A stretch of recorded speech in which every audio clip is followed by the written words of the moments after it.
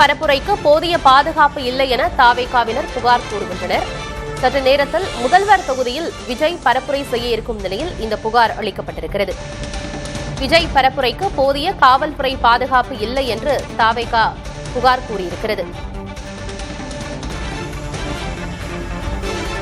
விஜய் பரப்புரைக்கு போதிய காவல்துறை பாதுகாப்பு இல்லை என்று தாவேகா நிர்வாகி நிர்மல்குமார் புகார் கொடுத்திருக்கிறார்.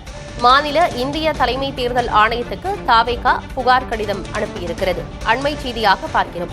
சற்று நேரத்தில் முதல்வர் தொகுதியான குளத்தூரில் தாவேகா தலைவர் விஜய் பரப்புரை செய்ய இருக்கும் நிலையில் இந்த புகார் தாவேகா சார்பாக முன்வைக்கப்பட்டிருக்கிறது. விஜய் பரப்புரை செய்யும் பகுதியில் போக்குவரத்தும் கட்டுப்படுத்தப்படவில்லை என்றும் புகார் அளிக்கப்பட்டிருக்கிறது.